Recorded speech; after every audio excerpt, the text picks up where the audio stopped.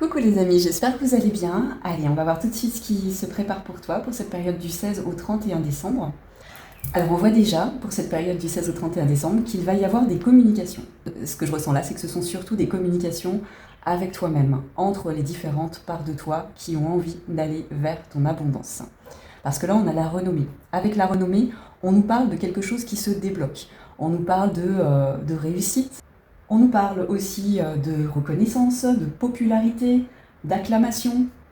On nous parle aussi de clarté mentale, des choses peut-être que tu découvres sur toi-même pendant cette période du 16 au 31 décembre. Il y a vraiment quelque chose en toi qui va se réveiller en fait. Voilà, ce que je ressens, c'est ça. Il y a quelque chose en toi qui se réveille pour t'amener vers ta paix intérieure, ta sérénité, des vœux qui vont être exaucés aussi certainement. Tu sais, traditionnellement, le 9 de coupe parle de vœux qui sont exaucés. Apparemment, les diseuses de bonne aventure, par le passé, demandaient aux personnes qui avaient tiré les cartes de formuler un vœu, un souhait. Et si ce 9 de coupe sortait, c'est qu'il y a un souhait qui allait se réaliser. Donc, pour moi, avec la renommée, les pourparlers et le 9 de coupe, il y a un vœu, un souhait que tu as eu qui va se réaliser. Alors, pendant cette période du 16 au 31, ou en tout cas avec le début d'année 2026. Donc, c'est très bon pour toi. Donc, avec le 9 de coupe, on a tout ce qui est relationnel, émotionnel. Il va y avoir un apaisement. Tu vas te sentir bien en toi-même. Il y a vraiment, tu vois, cette magie, toutes ces coupes qui tournent autour de lui. Là, voilà, regarde, il boit son petit café, il a sa petite bougie. Tu vas te sentir bien en fait. Tu vas te sentir apaisé. À mon avis, il va y avoir des prises de conscience chez toi. Du coup, tu vas libérer certaines choses. Et c'est exactement ce qu'on te dit avec les deux cartes suivantes. C'est qu'il y a certainement encore en toi des poids émotionnels, des poids du passé qui ne te servent plus, que tu as besoin de libérer, que tu as besoin de laisser partir, que tu as besoin de confier au divin aussi. Et on te dit qu'il est temps. Tu vois, là, il y a une petite horloge sur l'arbre. Tu as suffisamment pris de temps pour travailler sur toi-même, pour avoir toutes ces compréhensions. Tu vois, ces compréhensions. Tu as vraiment fait un bon travail sur toi, d'introspection. Et on te dit que là, c'est le moment de lâcher certaines choses qui ne te servent plus et de faire le choix de combattre ce mental trop envahissant. Et ce mental est rattaché pour moi à ton émotionnel. Donc ce qu'on te dit là, c'est de couper définitivement avec toutes les émotions qui te polluent et peut-être même aussi avec les situations et les personnes qui ne servent plus ton chemin actuel pour aller justement vers cette abondance. On te dit que de belles choses arrivent à toi pourvu que tu sois capable d'avoir du discernement et de faire un vrai choix du cœur, un vrai choix de ce qui est bénéfique pour toi. Alors là, tu es amené à suivre tes intuitions. Pour moi, avec les pourparlers, c'est ça. C'est tes intuitions. Tes intuitions te soufflent des choses. Et à un moment donné, tu vas prendre conscience, on va dire un petit peu comme, tu vois, définitivement, comme quelque chose de posé, d'ancré, que ce qui est bon pour toi, c'est ton apaisement.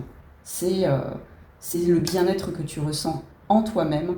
Et peut-être même aussi au contact d'autres personnes en fait. Tu es amené à faire entrer dans ta vie aujourd'hui des personnes qui nourrissent cet apaisement et non plus qui te pillent en fait de ton abondance émotionnelle, de ton abondance du cœur. Et vraiment là, c'est ce que je ressens. Tu prends vraiment acte, tu poses définitivement quelque chose. Peut-être avancer te rend triste, prendre des décisions de te séparer de certaines situations, de certains schémas répétitifs ou de certaines personnes peuvent momentanément te mettre dans un état de libération émotionnelle où tu te sens pas bien. C'est évidemment pas facile. Et ce qu'on te dit, c'est que tu dois en passer par là. Ces libérations émotionnelles ne sont pas en vain, elles sont nécessaires justement pour libérer cette paix intérieure, pour que tu reviennes vraiment pleinement à toi, et non plus dans le mental, non plus dans l'émotionnel qui te disperse. Tu vois, ce que je vois aussi, c'est que là, on a un rideau. Alors, je sais pas si tu vas l'avoir, mais derrière, tu vois, j'ai jamais vu. Il y a une bibliothèque et puis il y a un rideau qui est ouvert en fait et qui est posé sur. Attends, il est posé sur quoi? Comme s'il était, le bas du rideau était posé sur un support pour qu'on voit bien les livres en fait.